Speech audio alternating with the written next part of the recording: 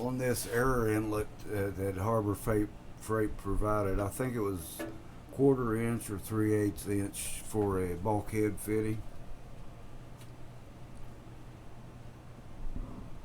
I got a shadow here.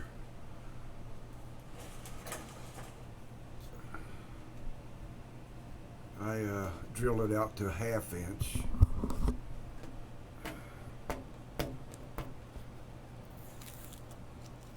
And painted the opening here. We're going to have premature rust. And what I've got is a 1/2 inch by 1/2 inch male female. And I've had this for decades. This little nut. And what it's done, let me get this apart.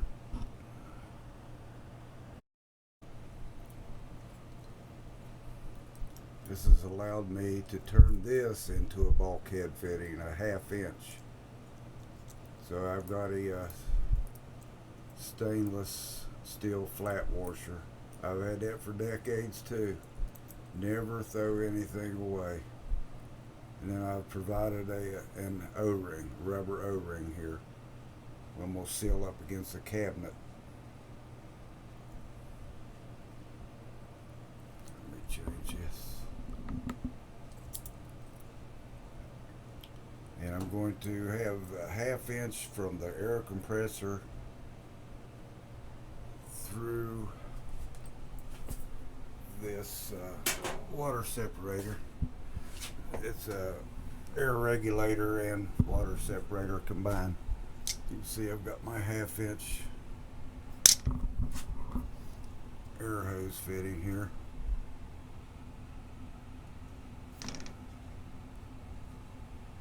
Half inch in, 1/2 inch out. And I'm going to design a foot pedal. That's going to take a little time. So I'm probably just going to run 1/2 inch,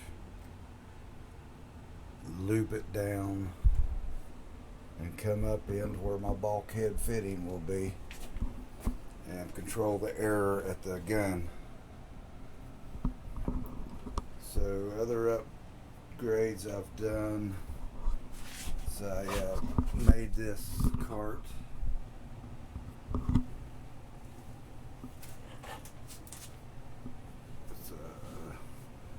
What is it, 1.5 by 1.5 inches. I had 2 of those long enough, and then I got inch by inch angle, all angle iron. I just TIG welded it together.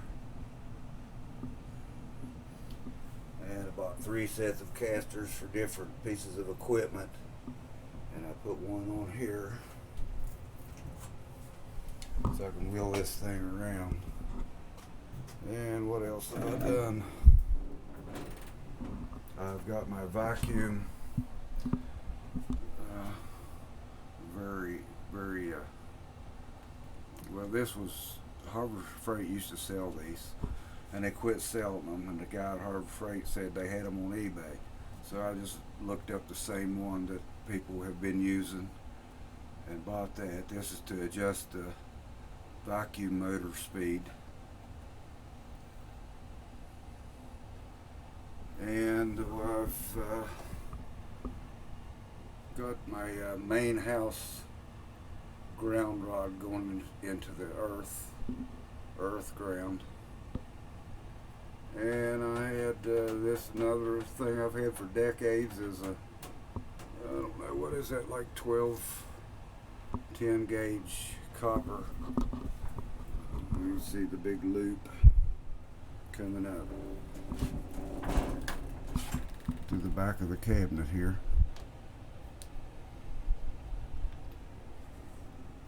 And what else have I done?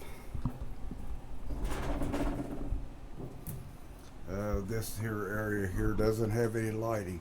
I've got a 50 watt LED spotlight on it now, but that will allow me, when I've got the light on in the cabinet, I won't have any glare coming down on the glass. I'll be able to just see from the light in the cabinet without any glare.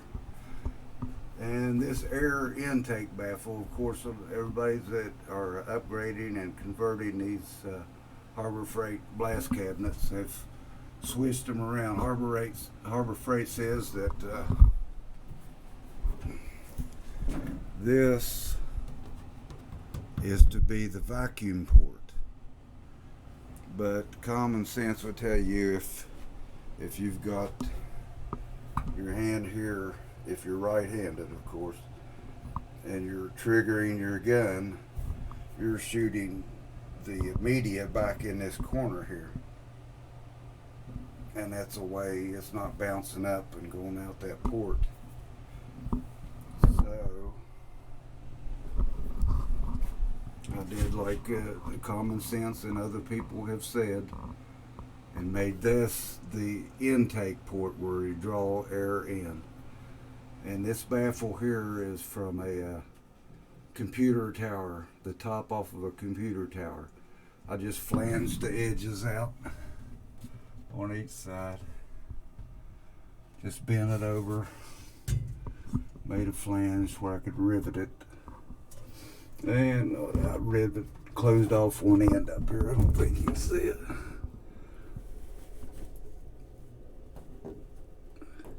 Closed off one end, and this end is open,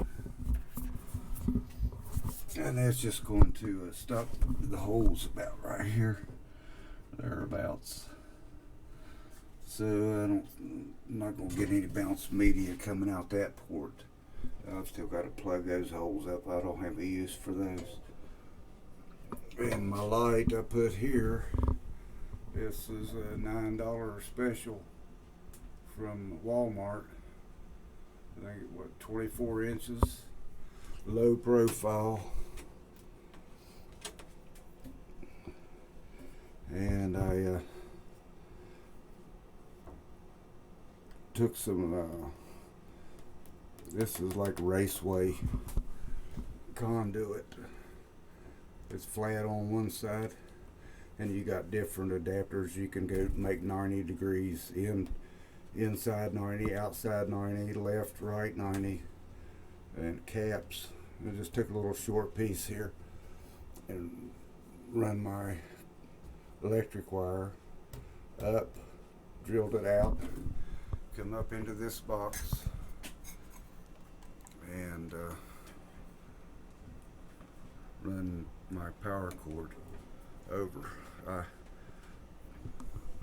lengthened this actually. I took two different cables to make it long enough to go over to the power outlet, and that'll give me room to roll this cabinet around. Both the ground wire and the power cable, I can move this cabinet around pretty good. And on what is now the vacuum port, I plugged this off. I fabricated it out of sheet metal, a little cap here, and it's a tight fit, and there is no fasteners anywhere on this. It's just polyurethane epoxy that sealed up the seam, and it's all a tight fit. And up here is this, the only hole that would be hidden. Let's see, make sure I got you looking at it. This is the only hole that would be hidden. So what I did was TIG brazed a nut on the back side of this cap, and that way I can just thread this bolt here in, and no blind nut or fumbling around with the nut. It's now a blind nut, TIG brazed in place on the back side of here. So that's the only fastener on that cap, is this here, and the rest of it is a tight fit and sealed with polyurethane. So yeah, I painted different panels at different times. You can see The inside of this was painted while I had it on the bench before I assembled it, and got little runs here, but that's my way of looking at the extra protection.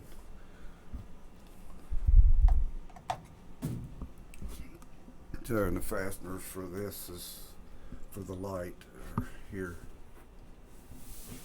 Only two. And I'm going to use these type of wing nuts, knobs to hold the glass in.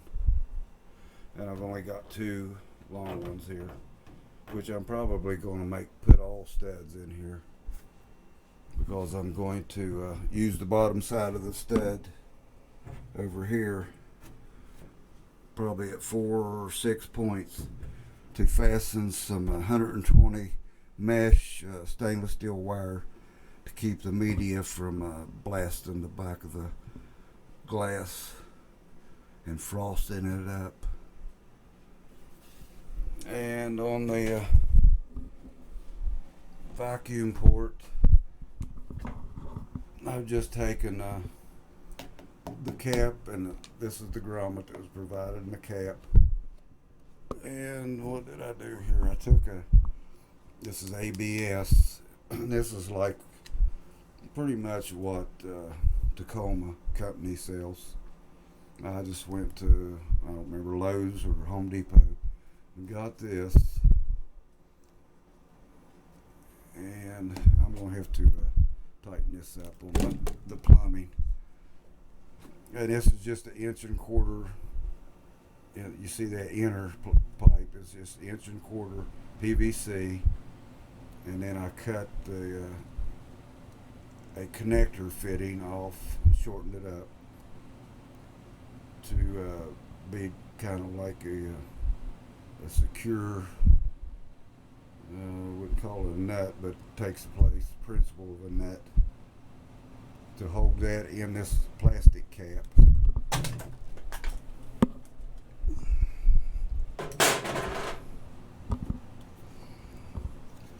This is the plastic cap that came with the cabinet. And I took had some rubber O-rings, which I've also had for decades. I save everything. Put a plastic or a rubber flat O-ring on the inside and on the outside to seal this up.